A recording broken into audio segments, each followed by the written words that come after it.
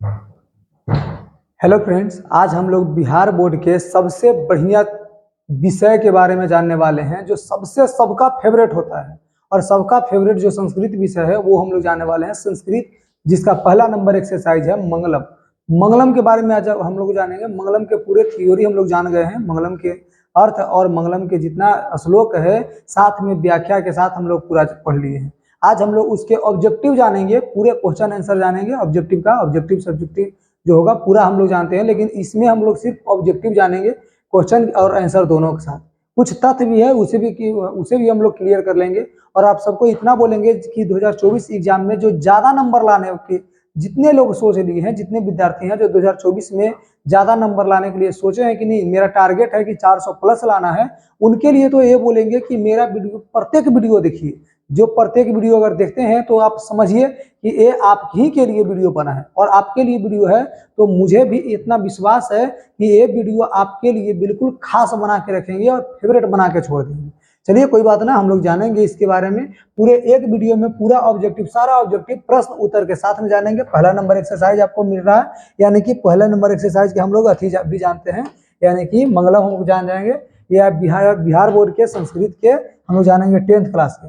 चलिए जानते हैं इसके पूरा कुछ तथ्य, जो महत्वपूर्ण तथ्य है ये हम लोग जानते हैं। क्या जानेंगे? कहता है कि मंगलम पाठ में कुछ मंत्र, यानी कि कुल 5 गो मंत्र संकलित है। कितने मंत्र संकलित है? 5 मंत्र। यानी मंगलम पाठ में कुल 5 मंत्र संकलित है जो उपनिषद के रूप में लिए गए हैं। आपको बता दें कि मंगलम मंत्र में सत्य, मंगलम मंत्र जो है पहले, मंगलम के पहले जो मंत्र है वो सत्य के विषय में बताया गया है और दूसरे मंत्र में आत्मा के बारे में चर्चा किया गया है। आपको ये भी बता दें कि उपनिषद में ब्रह्मा और क्या परमात्मा की चर्चा की गई है। उपनिषदों में ब्रह्मा और चर्चा की गई है किसका?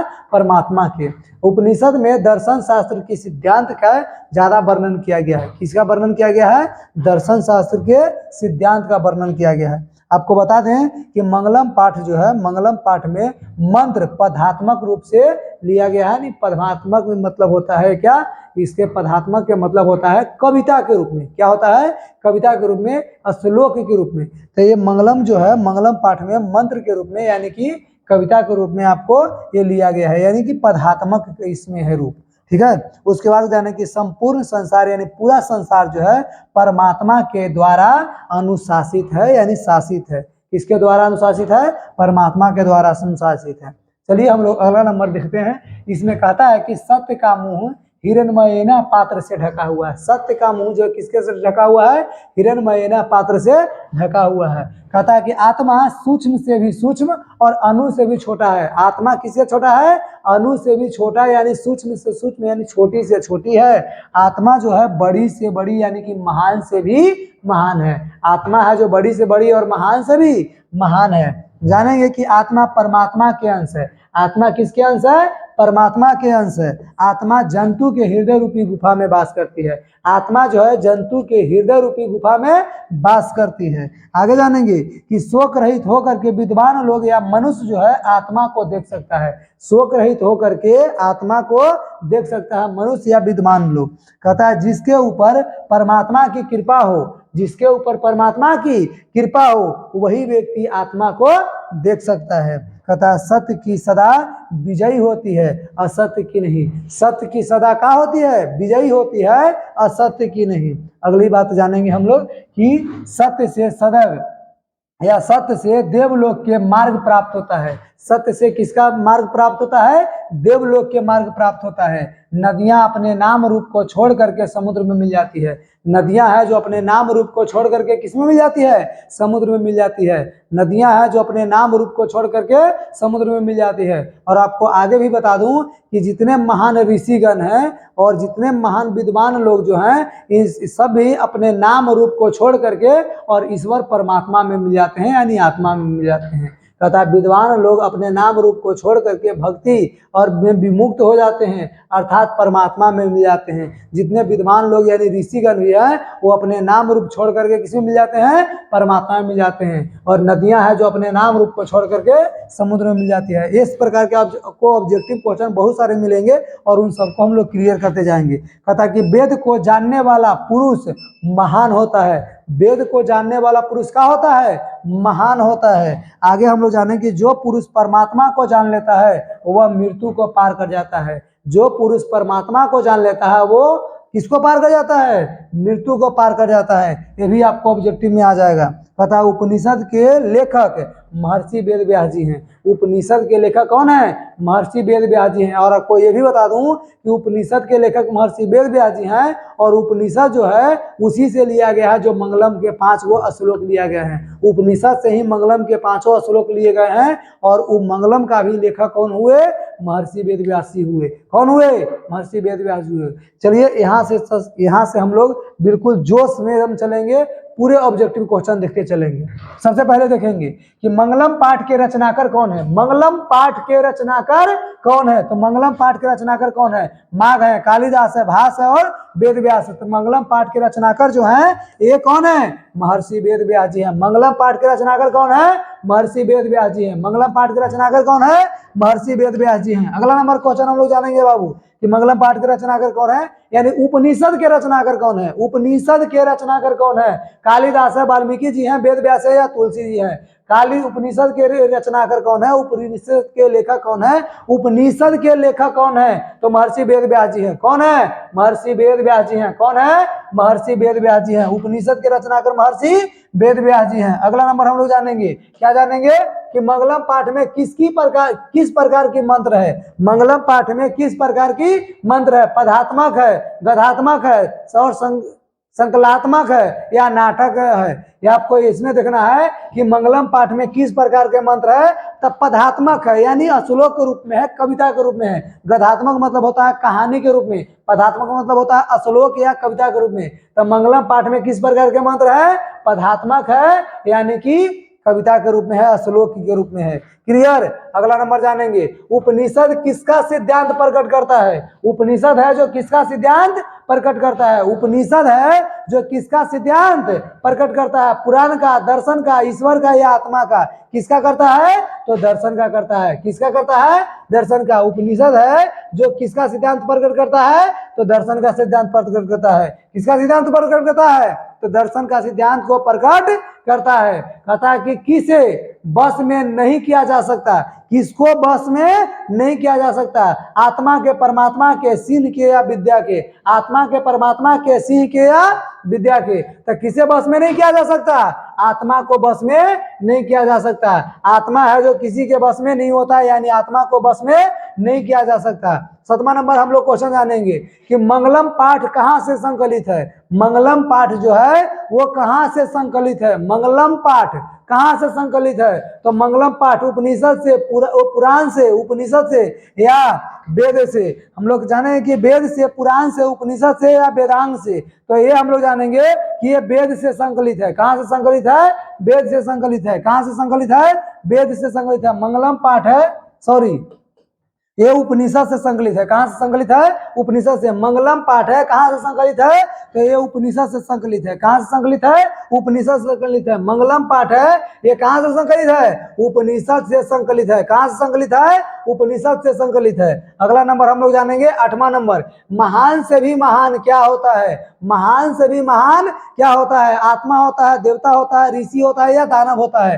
तो महान से भी महान आत्मा होता है। महान से भी महान कौन होता है? आत्मा होता है। महान से भी महान कौन होता है? आत्मा होता है। महान से भी महान कौन होते हैं? आत्मा होते हैं। महान से भी महान कौन होते हैं? आत्मा होता है। अगला, सूक्ष्म से भी सूक्ष्म कौन है? सूक्ष्म से भी सूक्ष्म कौन है? आत्मा है, गगन है, परमात्मा है और संसार है। आत्मा है, गगन है, परमात्मा है और संसार है। तो सूक्ष्म से भी सूक्ष्म जो होता है, सबसे छोटे से छोटे यानी अणु से भी छोटा कौन होता है? तो आत्मा होता है। क्या होता है? आत्मा है। कौन है? आत्मा है। सूक्ष्म से भी सूक्ष्म आत्मा है। सूक्ष्म से भी सूक्ष्म कौन है? आत्मा है। अगला नंबर क्वेश्चन हम लोग जानेंगे 10 नंबर क्वेश्चन कि विद्वान शोक रहित होकर के किसको प्राप्त करता है, यानी किसको देख लेता है? विद्वान है जो शोक रहित होकर के किसको देखता देखता है। विद्वान है जो शोक रहित होकर के किसे देखता है? आत्मा को, विद्या को, परमात्मा के या मानव को। आत्मा को, विद्या को, परमात्मा को या मानव को। तो विद्वान है जो शोक रहित होकर के और परमात्मा को क्या करता है?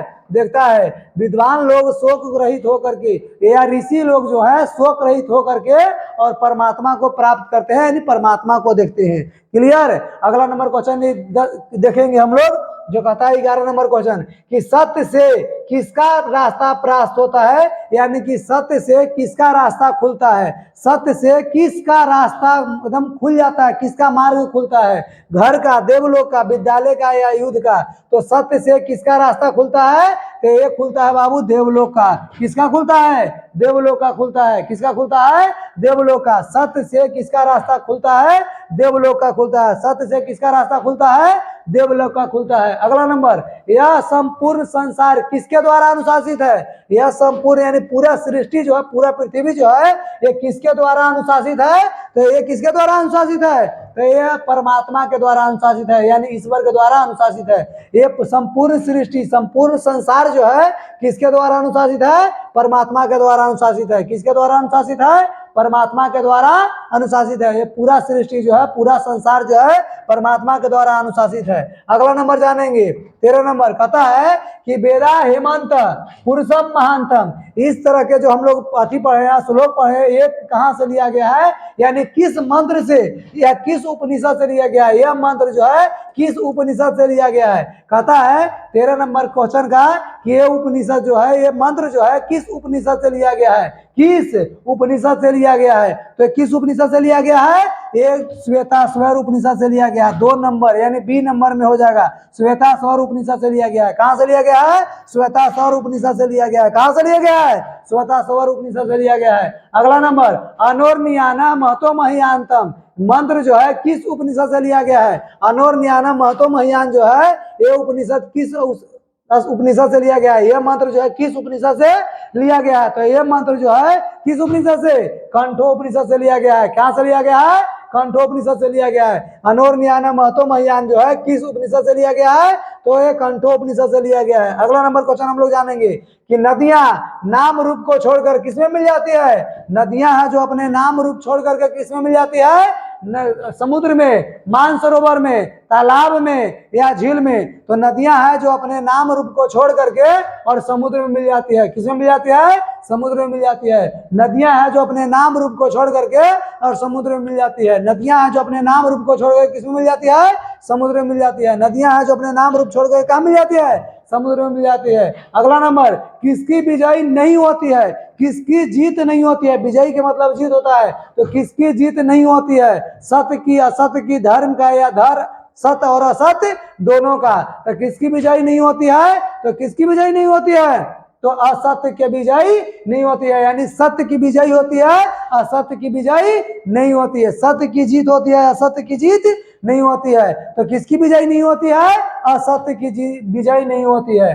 कहता है कि किनकी महिमा का गायन हुआ है? इस पाठ में हम लोग जो पढ़े हैं मंगलम पाठ में, इस पाठ में किसकी महिमा का गायन हुआ है? विद्वान का, आत्मा का, समुद्र का या परमात्मा का? तो किनकी महिमा का गायन हुआ है? परमात्मा के महिमा का गायन हुआ है। किसकी महिमा का गायन हुआ है? परमात्मा के महिमा का गायन हुआ है। किसकी महिमा का गायन हुआ है? परमात्मा के महिमा का गायन हुआ है। अगला नंबर क्वेश्चन हम लोग जानेंगे 18 नंबर कि सबसे बड़ा खजाना क्या है? सबसे बड़ा खजाना क्या है? धन, विद्या, स्वर्ण और सत्य। तो सबसे बड़ा खजाना क्या है? तो सबसे बड़ा खजाना क्या हो जाएगा? सत्य हो जाएगा, जो सबसे बड़ा खजाना है। सत्य है जो सबसे बड़ा खजाना है। कौन खजाना है जो सबसे बड़ा है? तो सत्य है जो सबसे बड़ा खजाना है। सत्य है जो सबसे बड़ा खजाना है। अगला नंबर 19 नंबर क्वेश्चन हम लोग चलेंगे, जिसमें कहता है कि ईश्वर क्या है? ईश्वर क्या है? धन है, सत्य है, समुद्र है या असत्य है? तो ईश्वर जो है वो क्या है? ईश्वर है जो सत्य है। ईश्वर है जो सत्य है। ईश्वर है जो सत्य है, बाकी पूरा संसार असत्य है। ईश्वर है जो क्या है? सत्य है। ईश्वर है जो क्या है? सत्य है। अगला नंबर, ईशावास्य उपनिषद में किसके विषय में कहा गया है? ईशावास्य उपनिषद में किसके विषय में कहा गया है? 20 नंबर क्वेश्चन है कि ईशावास्य उपनिषद में किसके विषय में कहा गया है? आत्मा के विषय में। परमात्मा के विषय में, मानव के विषय में या सत्य के विषय में? तो ईशावास्य उपनिषद में सत्य के विषय में कहा गया है। किसके विषय में कहा गया है? सत्य के विषय में कहा गया है। ईशावास्य उपनिषद में किसके विषय में कहा गया है? सत्य के विषय में कहा गया है। ईशावास्य उपनिषद में किसके विषय में कहा गया है? सत्य के विषय में कहा गया है। 21 नंबर जानेंगे कि कंठोपनिषद में किसके बारे में कहा गया है?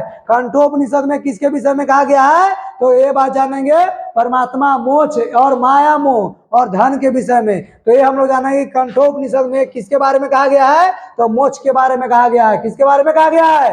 मोक्ष के बारे में कहा गया है। कंठोपनिषद में किसके बारे में कहा गया है? मोक्ष के बारे में कहा गया है। कंठोपनिषद में किसके बारे में कहा गया है? मोक्ष के बारे में कहा गया है। कंठोपनिषद में किसके बारे में कहा गया है?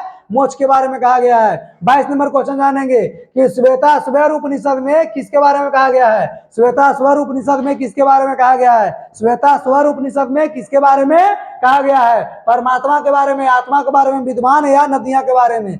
तो श्वेताश्वर उपनिषद में किसके बारे में कहा गया है? परमात्मा के बारे में कहा गया है। किसके बारे में कहा गया है? परमात्मा के बारे में कहा गया है। श्वेताश्वर उपनिषद में किसके बारे में कहा गया है? परमात्मा के बारे में कहा गया है। किसके बारे में कहा गया है? परमात्मा के बारे में कहा गया है। अगला नंबर जानेंगे कि किसके प्रभाव से विद्वान शोक रहित होते हैं? किसके प्रभाव से विद्वान है जो शोक रहित होते हैं? तो किसके प्रभाव से विद्वान है जो शोक रहित होता है? धन से, मन से, इंद्रिय से और जन से। किसके प्रभाव में विद्वान शोक रहित होता है? तो इंद्रिय के प्रभाव से विद्वान है जो शोक रहित हो जाते हैं। कहता है कि इंद्रिय के प्रभाव से विद्वान है जो शोक रहित हो जाते हैं। किसके प्रभाव से विद्वान शोक रहित हो जाते हैं? तो इंद्रियां के प्रभाव से विद्वान शोक रहित हो जाते हैं। अगला नंबर क्वेश्चन हम लोग जानने वाले हैं 24 नंबर कि सत्य के मार्ग से विद्वान कहाँ जाते हैं? सत्य के मार्ग से विद्वान कहाँ जाते हैं? देव लोग जाते हैं, यम लोग जाते हैं, परलोक जाते हैं या पाताल लोग जाते हैं? तो सत्य के मार्ग से विद्वान कहाँ जाते हैं? सत्य के मार्ग से विद्वान देव लोग जाते हैं। सत्य के मार्ग से विद्वान कहाँ जाते हैं? देव लोग जाते हैं। सत्य के मार्ग से विद्वान कहाँ जाते हैं? देव लोग जाते हैं। कहाँ जाते हैं? देव लोग जाते हैं। अगला नंबर क्वेश्चन हम लोग जानेंगे, ये है 25 नंबर क्वेश्चन कि कौन अपने नाम को और रूप को छोड़ करके समुद्र में मिल जाता है? कौन है जो अपने नाम और रूप को छोड़ करके समुद्र में मिल जाता है? कौन है जो नाम रूप को छोड़ करके समुद्र में मिल जाते हैं? समुद्र, झरना, नदियां या मार्ग? तो कौन हो जाएगा यहाँ पर? नदियां हो जाएगा। क्या हो जाएगा? नदियां। कौन है जो अपने नाम रूप को छोड़ करके समुद्र में मिल जाते हैं? तो नदियां हैं जो अपने नाम रूप छोड़ करके समुद्र में मिल जाती है। कौन मिल जाती है? नदियां हैं जो अपने नाम रूप को छोड़ करके समुद्र में मिल जाती है। और अगला बता दें कि विद्वान लोग जो हैं वो अपने क्या को छोड़ करके? नाम रूप छोड़ करके और परमात्मा में मिल जाते हैं। विद्वान लोग जो हैं, ऋषिगण जो हैं, अपने नाम रूप छोड़ करके किसमें मिल जाते हैं? वे अथी में मिल जाते हैं, ईश्वर में मिल जाते हैं, परमात्मा में मिल जाते हैं। अगला नंबर क्वेश्चन जानेंगे 26 नंबर कि साधक किसको पार करते हैं? साधक है वो किसको पार करते हैं? साधक लोग जो हैं वो किसको पार करते हैं? मृत्यु को पार करते हैं, अमरता के पार करते हैं, सत्य के पार करते हैं या जीवन को पार करते हैं? तो साधक जो होते हैं जो मृत्यु को पार कर जाते हैं। साधक लोग जो होते हैं जो किसको पार कर जाते हैं? मृत्यु को पार कर जाते हैं। किसको पार करते हैं? मृत्यु को पार करते हैं। सत्य धर्म के लिए किसको हटा दे? कहता है सत्य धर्म के लिए किसको हटाने की बात करता है? आवरण को, असत्य को, सत्य को या हिरण्मय पात्र को। तो सत्य धर्म के विषय में या सत्य धर्म के लिए किसको हटा देना चाहिए?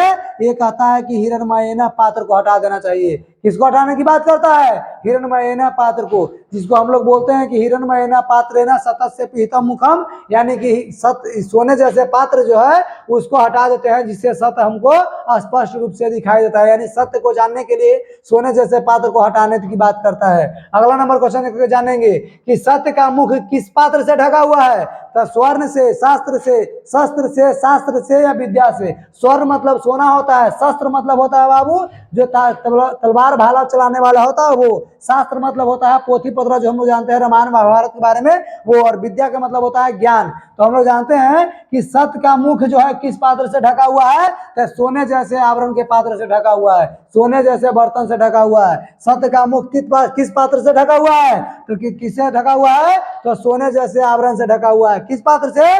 सोने जैसे आवरण से ढका हुआ है। नदियां क्या छोड़कर समुद्र में मिल जाती है? नदियां है जो क्या छोड़ करके समुद्र में मिल जाती है। ये अभी हम लोग जाने थे कि नदियां क्या छोड़ करके समुद्र में मिल जाती है। तो नदियां है वो स्वरूप को छोड़ करके, नाम को छोड़कर, काम को छोड़कर और जल को छोड़ करके समुद्र में मिल जाती है। तो नदियां क्या छोड़ करके समुद्र में मिल जाती है? तो नाम को छोड़ करके समुद्र में मिल जाती है। किसको छोड़कर समुद्र में मिल जाती है? नाम को छोड़ करके समुद्र में मिल जाती है। नदियां है जो क्या छोड़कर समुद्र में मिलती है?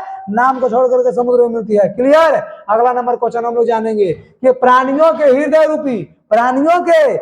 रूपी गुफा में कौन बंद रहता है? प्राणियों के हृदय रूपी गुफा में कौन बंद रहता है? देव, राक्षस, आत्मा और शरीरम। कहता है प्राणियों के हृदय रूपी गुफा में, प्राणियों के हृदय रूपी गुफा में कौन बंद रहता है? तो सी नंबर ऑप्शन होगा, यानी कि आत्मा बंद रहते हैं। प्राणियों के हृदय रूपी गुफा में कौन रहता है? सी नंबर, यानी कि आत्मा होगा। कौन होगा? आत्मा। चलिए अगला नंबर क्वेश्चन हम लोग जानेंगे 31 नंबर। नदियां कहाँ जाकर मिलती है? नदियां है वो कहाँ जाकर मिल जाती है? सरोवर में, समुद्र में, तालाब में या नगर में? तो नदियां कहाँ जाकर के मिलती है?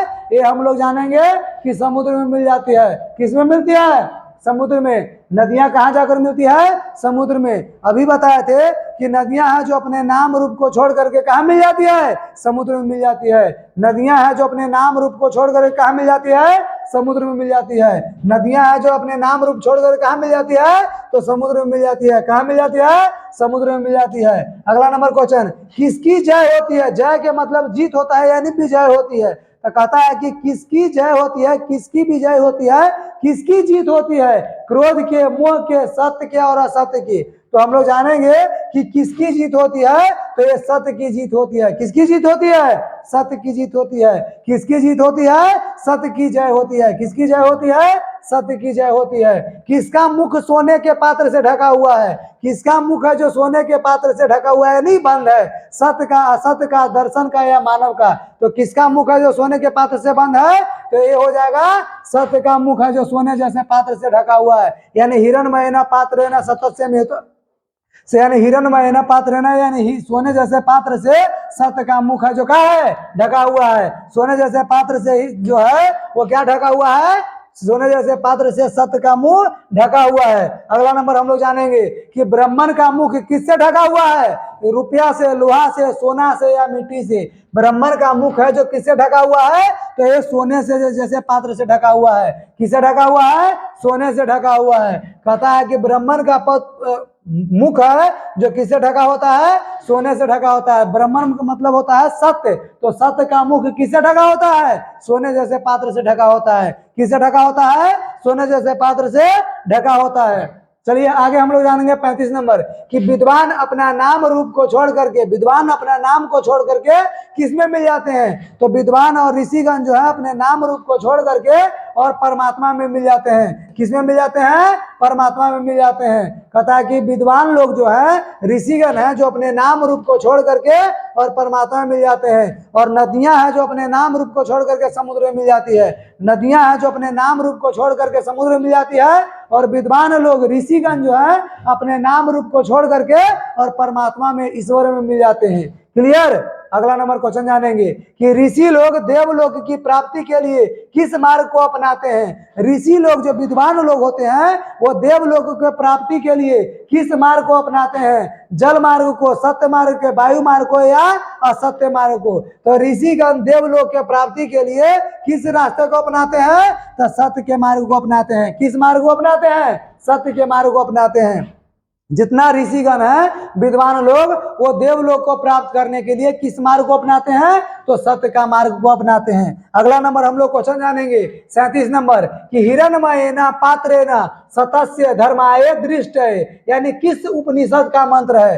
कंठोपनिषद का, मुंडक उपनिषद का, ईशावास उपनिषद का और गीता उपनिषद का, यानी गीता के लिया गया है। कहता है हिरणमयेन पात्रेण सतस्य धर्माय दृष्ट है। तो ये जो पाठ आप देखे हैं, तो ये जो श्लोक है वो किसे लिया गया है? तो ईशावास उपनिषद से लिया गया है। किसे लिया गया है? ईशावास उपनिषद से लिया गया है। कहां से लिया गया है? ईशावास उपनिषद से लिया गया है। क्लियर? चलिए अगला नंबर हम लोग जानने वाले हैं कि उपनिषद के अंतिम भाग में किसका सिद्धांत है? उपनिषद के अंतिम भाग में किसका क्या सिद्धांत है? दर्शन शास्त्र का, पुराण का, गीता का या अर्थशास्त्र का? कथा उपनिषद के अंतिम भाग में किसका सिद्धांत है? तो इसमें हो जाएगा दर्शन शास्त्र का सिद्धांत है। उपनिषद के अंतिम भाग में किसका सिद्धांत है? तो दर्शन शास्त्र का सिद्धांत है। उपनिषद के अंतिम भाग में किसका सिद्धांत है? तो दर्शन शास्त्र का सिद्धांत है। उपनिषद के अंतिम भाग में किसका सिद्धांत है? दर्शन शास्त्र का सिद्धांत है। किसका सिद्धांत है? तो दर्शन शास्त्र का सिद्धांत है। अगला नंबर 39 नंबर हम लोग जानने वाले हैं कि आदित्य का पर्यायवाची शब्द क्या है? आदित्य का पर्यायवाची शब्द क्या है? आदित्य है, आदित्य का पर्यायवाची शब्द क्या है? ये चंद्रमा है, सरोवर है, सूर्य है या ईश्वर है? ये चारों में से आपको ऑप्शन देना है और इस चारों का ऑप्शन आप कमेंट बॉक्स में दीजिएगा, यानी कि इसका आंसर क्या होगा कि आदित्य का पर्यायवाची शब्द क्या होगा? चंद्र यानी चंद्रमा है, सरोवर यानी कि तालाब, सूर्य यानी कि सन यानी कि सूरज है, जो सूरज दिखता है, ईश्वर यानी कि भगवान है यानी परमात्मा है। तो आदित्य का पर्यायवाची शब्द क्या होगा? इसका आंसर आप लोग कमेंट बॉक्स में देंगे। और आप लोग अगर अच्छा लगा हो तो कोई इसको लाइक कीजिए, साथ में कमेंट कीजिए कैसा आपको लगा। इसके साथ आपको धन्यवाद और जितना ज्यादा हो सके सब्सक्राइब कीजिए और जो पढ़ने वाले जितना विद्यार्थी हैं उन सभी के पास बिल्कुल भेजाइए ताकि वो लोग भी हमारे इस अति से जुड़ पाए, हमारे चैनल से जुड़ पाए, हमारे परिवार से जुड़ पाए और हमारे परिवार के साथ में मिल करके पढ़े और 2024 के एग्जाम के लिए तैयारी करें ताकि 2024 में आपको सभी को 90% प्लस आपका रिजल्ट आ जाए। चलिए क्लियर, इतना ही आप सबको। Thank you.